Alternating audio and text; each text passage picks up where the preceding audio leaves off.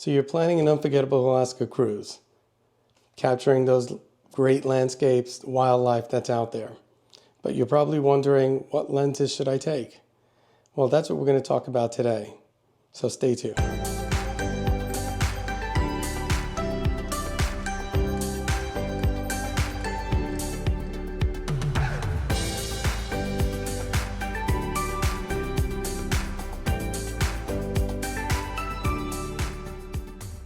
Hey everyone, today we're going to dive into the best lenses to take on an Alaska cruise.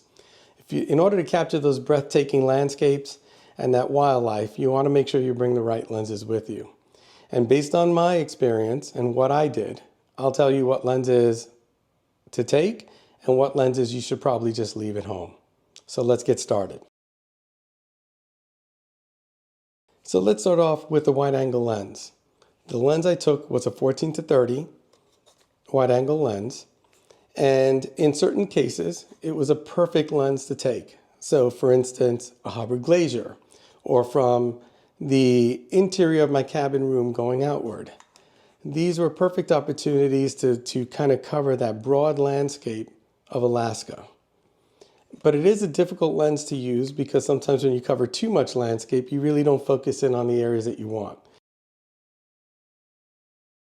The next lens I would take is anywhere between a 300 to 400 millimeter lens. I took two lenses on my trip. I actually took a 28 to 400 lens, and I also took this big boy here, which is a 180 to 600 lens.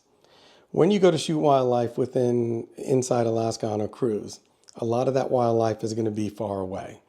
The eagle perched on a tree, or it's going to be a breaching whale in the water. You're going to find that you're going to need that zoom lens to get up close.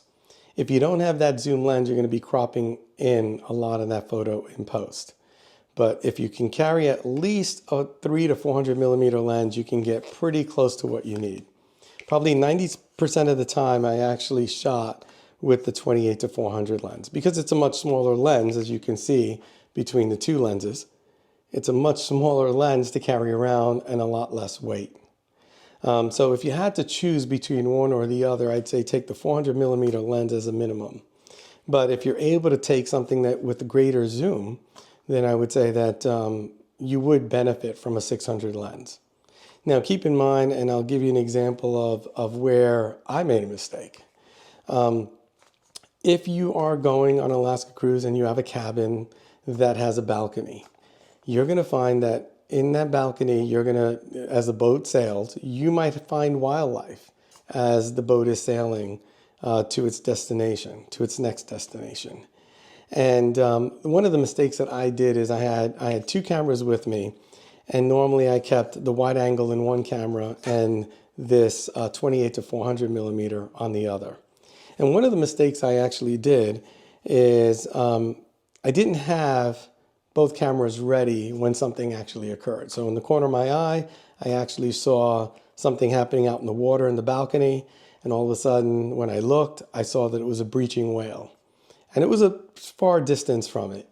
And the lens that I had and the camera that I had was attached to this 28 to 400 lens. And I grabbed the camera right away and basically took the shots that I needed to. But the lens that really would have benefited me was the 180 to 600 lens because of the additional zoom that I would have had. Unfortunately, I had that in the backpack. So there was no time to go and change lenses at that point in time. The boat is actually moving. The whale is actually breaching, and you don't have any time to actually go and correct yourself. So basically, I had to shoot with whatever camera I had available at the time, and that happened to be the one with the 28 to 400 lens. So tip number one when you go on an Alaska cruise is that if you have a balcony and the boat is sailing, have one camera ready with the zoom or the best zoom that you have it ready with the right settings, because when wildlife occurs, it's not going to give you an indication. You're going to all of a sudden look in the corner of your eye and you're going to see something happening. And you're going to have to grab whatever you can and hope that the settings are there because you could miss what's actually occurring. So that is the tip number one, is when you're actually on the boat itself, make sure that you have a camera ready, especially if you have a balcony, with the correct settings with the right lens attached. I would also say that if you're going to roam around the boat, let's say you're going to go for breakfast, make sure that you have a camera with you as well, whether it's with the zoom or whether it's with a wide angle lens or some lens with you, again, because when you go up and have breakfast, you'll find that a lot of times you might have breakfast and there's this great scenery that's going across at the same time. And there was one time that I actually went to breakfast and we were having breakfast and looked outside and I said, wow, what a great scene. But my camera was left in the cabin. So tip number 2 is that just because you're sailing, don't forget that when things pop up, wildlife happens. It doesn't give you an indication like, oh, you should have your camera. You should have your camera with you a lot of the times. And you will not miss anything if that occurs. You want to be able to grab that camera, take the shot, because again, it's a passing shot and you're going to miss it. Another lens that I would possibly take is a 24 to 120 lens or some sort of mid zoom. It could be a 24 to 70 lens. The key aspect is that there are going to be some destinations that you go to that might be more of a cityscape. So we started off in Vancouver. And so the day that we were in Vancouver, walking around Vancouver, I didn't want to take a big, bulky lens. So having a smaller lens that I could walk around with the camera did come in handy because I could take a lot of these city pictures within Vancouver that without having to carry too much camera equipment and weight with me. So what 3 lenses I think are the most important to take on an Alaska cruise? Definitely take a wide angle lens, 14 to 30 or whatever wide angle lens you have. Definitely take a super zoom, 300, 400, or hopefully greater if you can. And take a standard zoom, a 24 to 70 lens. Those are the 3 lenses I would probably primarily take if I had to go back. The ones I would not take primes. I did take primes with me, never used them. I would also not take a couple of other pieces of equipment. I wouldn't take a tripod anymore. I did take one, never used it. And part of that is because a lot of the excursions that you're going to take off the boat, or if you're walking around, excursions are run and gun. No one's going to wait for you to set up a tripod to take a photograph. You're basically going to go on this excursion, and when you're on that excursion, you're going to be going with the crowd, with the excursion group itself. So what I wouldn't do is take a tripod. I think you'd be carrying this around and never using it. So that's one that I would leave at home. The other one I would leave at home is a monopod. I did take one. I thought I'd be able to use it, maybe some of the excursion hikes that I was doing. But in actuality, it stayed in the backpack. I never really took it out. Again, as you're moving in an excursion group, you don't have time to start setting something up. You're usually moving pretty quickly. And so a lot of the photography you're going to take on excursions off the boat is going to be run and gun type of photography. You're going to see something, you're going to have to take a picture. I would say that 90% of the time on my camera, when I did go off on certain excursions, was the 28 to 400 lens.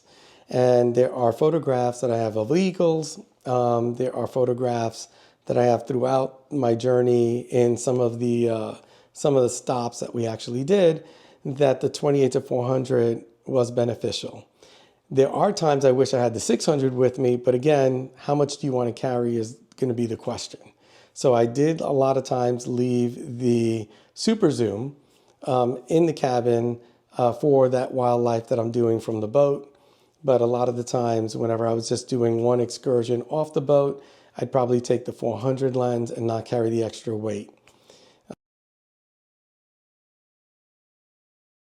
The other one, or another camera that might be in handy on your Alaska trip, might be some sort of action camera.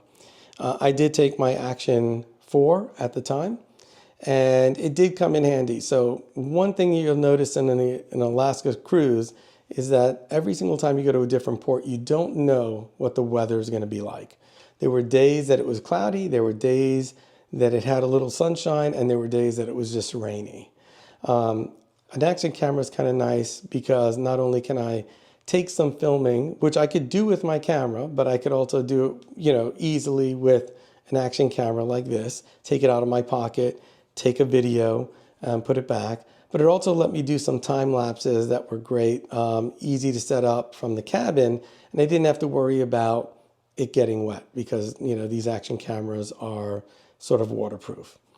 The other camera that might come in handy, if you have one, is a 360 camera. I did use this in certain occasions. One of the occasions was the bike ride in Vancouver, where I can attach it to the bike. I could just record. You didn't have to worry about what it's pointing at because in the 360 camera, it takes video from 360 degrees. And then in post is when you decide what you want to look at as part of your video. So it did come in handy on something like that. But where it kind of fell apart for me was doing a whale excursion and it was raining. Because the lenses bulge out on both sides, and it was raining during this excursion, it was very hard to keep the rain off the lenses itself. So even though I dried it, because it was raining, it got very easily wet again. And those raindrops will show up on your video footage. So I would probably say that I think a 360 camera is great when it's not raining, even though it is waterproof. You don't have to worry about it getting wet. But it's great when it's not raining because you can keep the lenses relatively clean.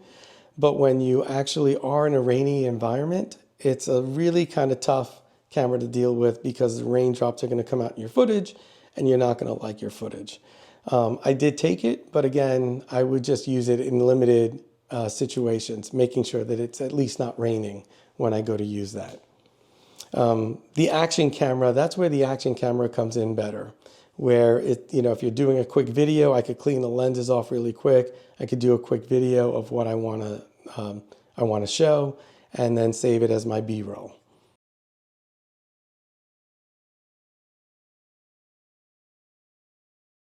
In conclusion, I'd probably say take a wide angle, take a zoom or a super zoom, and take a standard zoom for you so that when you're doing a Vancouver or a city, it's easier to carry around. But what I would make sure that you don't do, because again, you're going to pack all this equipment, it's going to be heavy. Don't worry about the tripod. Don't worry about the monopods. I would not even bring primes because again, the zooms are going to come in more in handy on an Alaska cruise than primes are. And if you're going on these excursions, remember, again, what excursion you're going to go on, is it raining, and then determine what you're going to use based on the weather conditions that are out there. Also remember that all these excursions are going to be run and gun. They're going to be very quick. And so whatever lens you have on your camera is probably going to be the one that you are going to use. And if it's raining, you're not going to want to change lenses in the middle of the rain. So make sure that whatever conditions are out there, you put the appropriate lens on the camera. If you like this video, give me a like and subscribe. Leave your comments below and let me know what lenses you took if you've gone on an Alaska cruise and what lenses you probably should have kept at home. If you want to see the photos that I took on my Alaska cruise, take a look at this video here, and that'll give you a run of the different photos that I did.